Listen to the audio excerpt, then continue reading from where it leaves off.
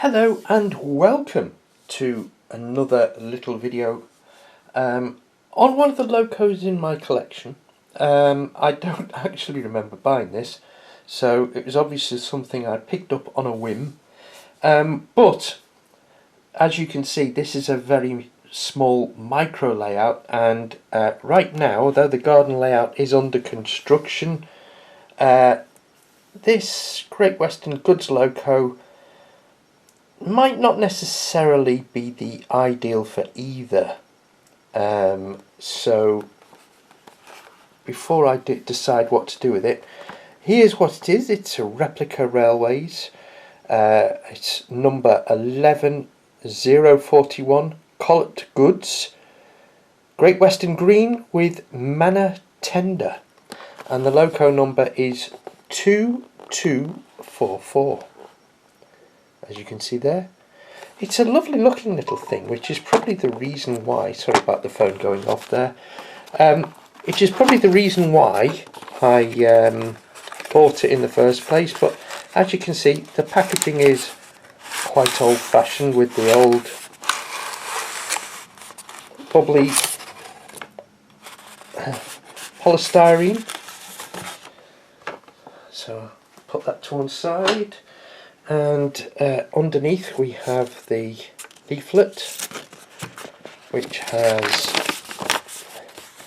a little more information about the loco,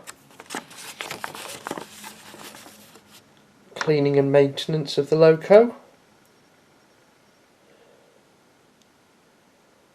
So, and I must admit, Replica Railways isn't one that I'm not familiar with. My father was, but when I bought this, it was just it was on a whim. And I did check, and it isn't tender drive. This is all on a plastic chassis, so there's nothing connected to the. And I don't know whether you can notice that, but the middle set of wheels is different to the ones at the end. These and these are the same, so I don't know if a previous owner has decided to modify, but the middle set does have a certain amount of lateral movement, which could also be the reason why they're different. But yeah, but in terms of this, it's not too bad. There's a certain amount of rivet detail on there.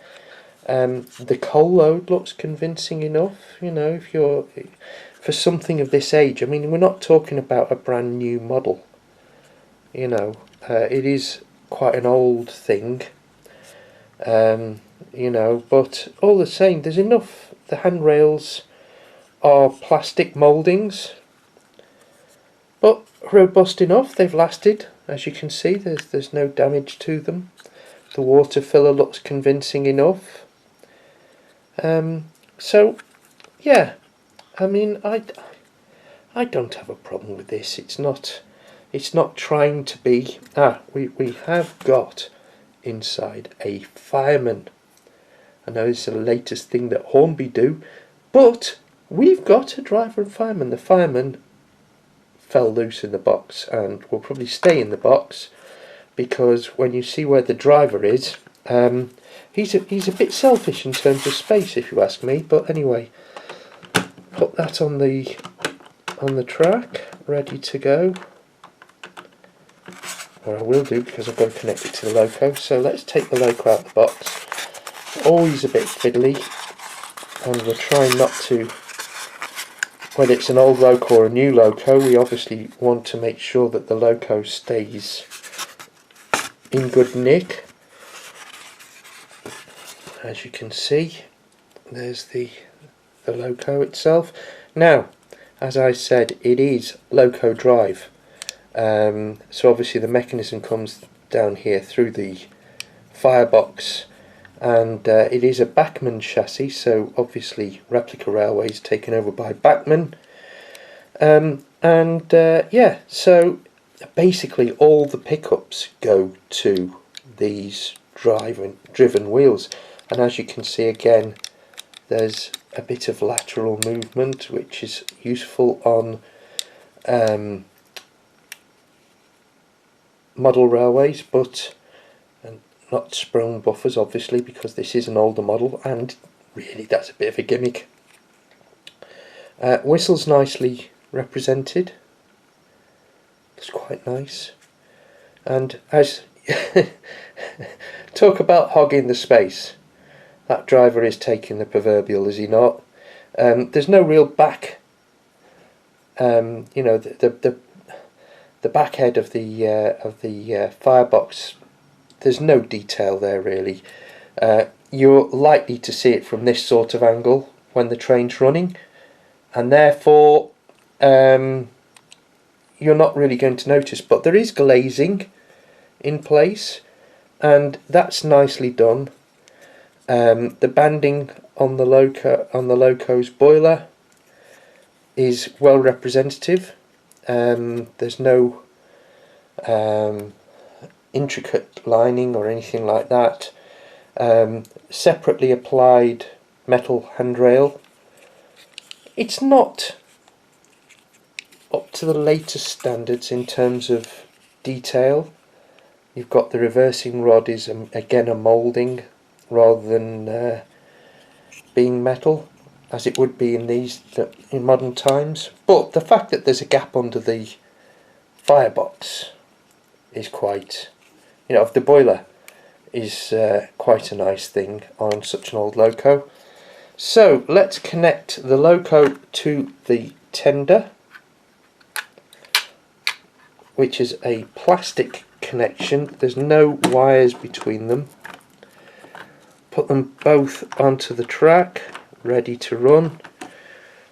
And before I move on, we do have some bags with, I don't know what they are. Are they whistles? Are they... Someone will probably tell me, but I haven't a clue what they are. But they're in there. Don't know where they came from. So that's the loco. So I suppose you want to see the detail now.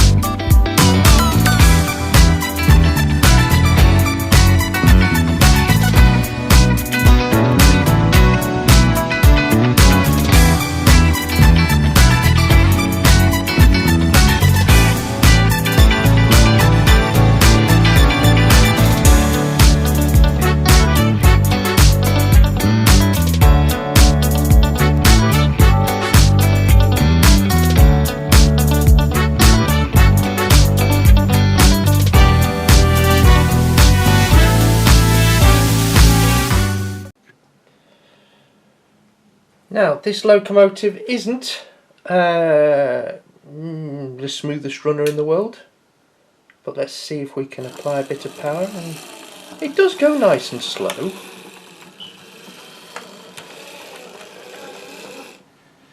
It would help if I'd got the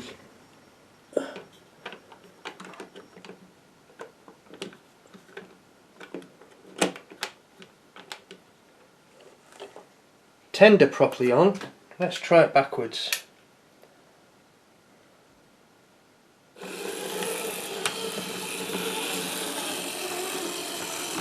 So though it's not the quietest in the world, it will run at a nice little slow lick.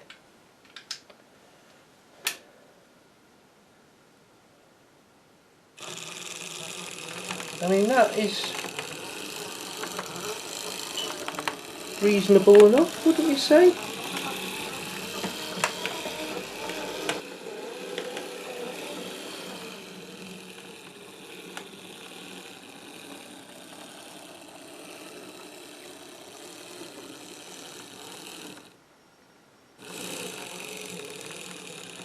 Certainly you won't need it to run any slower than that.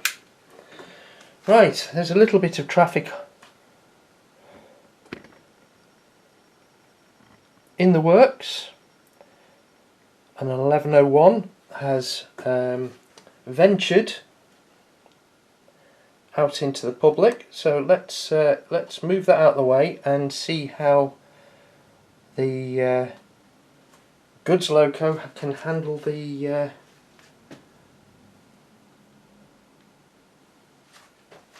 shunting test.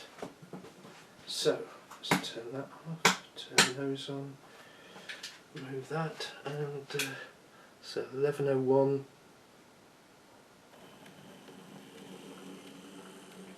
clears the way. Let's just make sure we're coupled on. Yep. And let's see if we can manage a precision movement.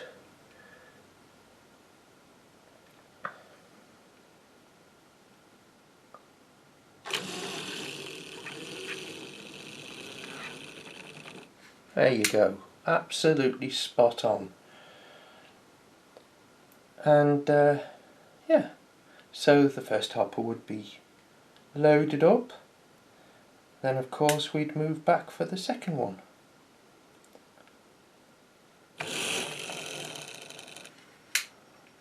Again, absolutely spot on.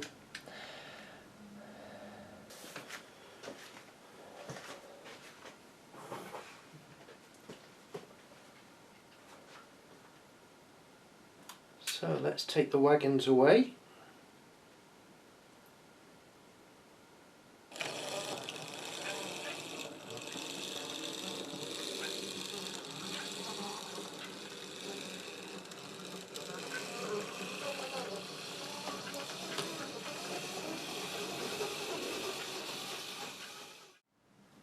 Whilst we're running the layout, I thought this would be a good opportunity to show you a little bit more of the layout. And on the upper tier we have a narrow gauge section. Now the narrow gauge works from the hidden quarry, and they bring wagons of stone to a stone crusher, which is over here, which in turn has a chute going straight down to the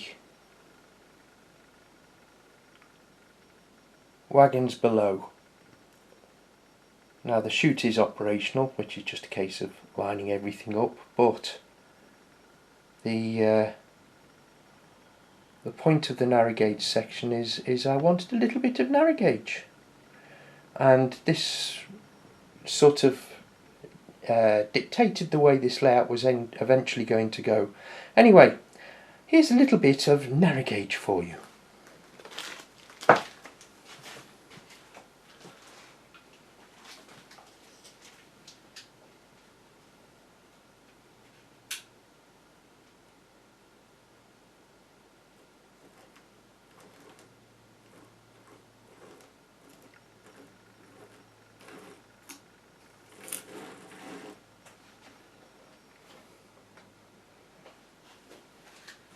Unfortunately, this track is very dirty.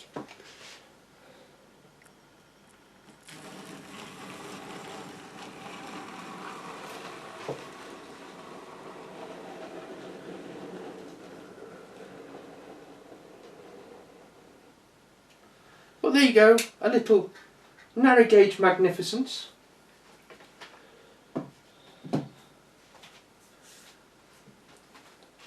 Thank you for watching. Please subscribe, click on the thumbs up because it really does help, and hope you've enjoyed the video.